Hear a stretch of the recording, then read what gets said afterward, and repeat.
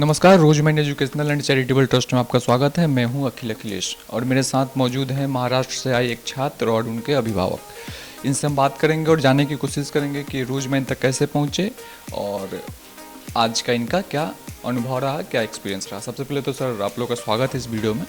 हमें बताइए कि सबसे पहले आपने रोजमैन के बारे में कब सुना था? अभी हमको इसमें एक हफ्ता पहले मालूम हुई कि ऐसा ऐसा यहाँ पे पटना में है। तो वक्त भी कम था, 30 तारीख तक के उसका लास्ट टाइमिंग था। तो हम लोग फ़ौरन वहाँ से बॉम्बे से निकले और आज ही पटना उतरे और आज चेयरमैन साहब के सामने इंटरव्यू दिए और बच्चे का अल्हम्दुलिल्लाह एडमिशन भी हो गया वहाँ पंजाब में। जी, किस माध्यम से पता चला था? एजुकेशन लाइन से हम लोग पता किए थे, तो वही सबसे मालूम पड़ा कि यहाँ पे ऐसा ऐसा मैंने जो बच्चे लोग बड़े बड़े मैंने याद होगा ना कि पहली बार आपको किसने बताया था रोजमैन के बारे में? ऐसा कुछ दोस्त अहबाब के जरिए से मालूम पड़ा था। और बाहर में हमने कोशिश की तो प्राइवेट वगैरह में बहुत सारे एडमिशन फ़ी का मैंने ये किया गया, लेकिन यहाँ पे हमने आए और यहाँ पे लेक्चर सर का सुना तो मैंने समझा हकीकत सामने आ गई कि हम कभी कभी सोचते हैं कि बच्चे को पढ़ाना बहुत मुश्किल है, लेकिन सर की जब हमने बात सुनी तो उससे हमको ये एहसास हुआ कि नहीं, पढ़ाई मुश्किल नहीं है और हम उसकी अगर तैयारी करें तो बहुत आसान है, क्योंकि हमको राह सीधी मिलनी चाहिए। और जब हम सर के पास आए तो ये चीज़ हमको मालूम पड़ गया कि हर चीज़ प्राइवेट से जो आदमी सोचता है वो प्राइवेट से हकीकत है नहीं, क्योंकि प्राइवेट में सिर्फ ओनली पैसा लेकर के नंबर दिया जाता है और नंबर की बेसिक पे ही होता है, लेकिन उसकी हकीकत अगर ढूंढेंगे आप तो वो मुझे सर के पास मिला। तो आज मुझे हौसला भी हुआ और आगे भी चल करके हम इंशाल्लाह और बच्चे को भी अपने रिश्तेदारों को भी अब यहाँ का मैंने एड्रेस वगैरह बताएंगे, सर से मिलने के लिए बोलेंगे। जी, आपने पहली बार अपने पापा के माध्यम से सुना रोजमैन के बारे में जी, तो क्या लगा पहली बार आपको सुनकर कि ऐसा कुछ हो सकता है? जी, जैसे एडमिशन के लिए तो लगभग 2-3 महीने से इंतज़ार कर रहे थे, अब एडमिशन होगा, अब एडमिशन होगा। तो जैसे बहुत सारे प्राइवेट कॉलेजेस हैं, तो कॉलेजेस में पता लगाने गए तो जैसे अभी बीएससी नर्सिंग का मैंने अभी एडमिशन लिया है रोजमैन में आके। तो नर्सिंग का बहुत जगह डोनेशन में बहुत ज़्यादा मतलब फ़ी ले रहे थे, और तो वही रोजमैन का आपने पता किया था बीएससी नर्सिंग के बारे में, तो क्या फी लग रहा था उधर? जो भी था प्राइवेट यूनिवर्सिटी होगी, आईएनसी का अप्रूवल सीट मिला था कि नहीं मिला था और फ़ी कितनी थी? थोड़ा इसके बारे में डिटेल दीजिएगा, क्योंकि हमारे दर्शक भी जानना चाहेंगे कि अगर कोई लोग बीएससी नर्सिंग करना चाहता है, डायरेक्ट कॉलेज आता है, प्राइवेट यूनिवर्सिटी से करता है, फिर आईएनसी अप्रूवल को उसको सीट चाहिए, तो क्या फ़ी लग रही है? हमारे दर्शकों को भी पता चले क्या फ़ी की डिमांड की गई थी आपसे? 4 to 5 लाख 5 लाख रुपया। डोनेशन अलग से। हॉस्टल इंक्लूड था? नहीं, हॉस्टल इंक्लूड नहीं था, सब जी रहने का। फी 5 लाख रुपया, डोनेशन अलग से, समझिए।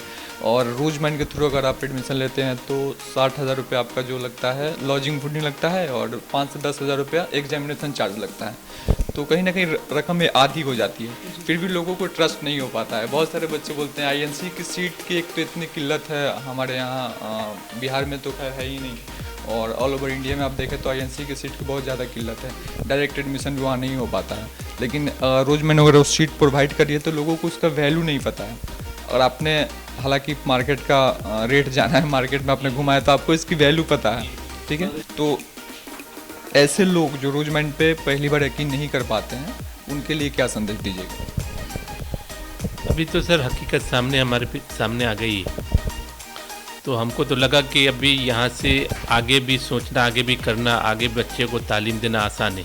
पहले आदमी ये सोचता था कि हम एक बच्चे को हैंडल कर सकते कि नहीं, लेकिन जब अभी सर से, चेयरमैन सर से जब हमने लेक्चर सुनी तो हमको लगा कि ये चीज़ बहुत आसान है और हमारा हौसला भी बढ़ा। और हमारे दोस्त अहबाब भी हैं, उनके भी बच्चे लोग हैं, तो हम इंशाल्लाह ज़रूर कंसल्ट करेंगे सर से।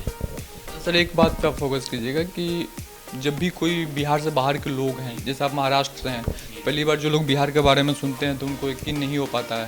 हालांकि बिहार का इतिहास काफ़ी स्वर्णिम रहा है, अगर आप इसके इतिहास के बारे में पढ़ें तो यहाँ काफ़ी स्वर्णिम इसका इतिहास रहा है।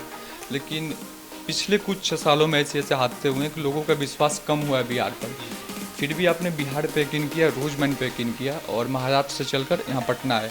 ट्रेन में आपके मन में बहुत सारे सवाल होंगी, बहुत सारे डाउट होंगी, यहाँ आकर क्या फील कर रहे हैं और रोजमैन की तरफ से, बिहार की तरफ से पूरे देश को क्या संदेश दीजिएगा?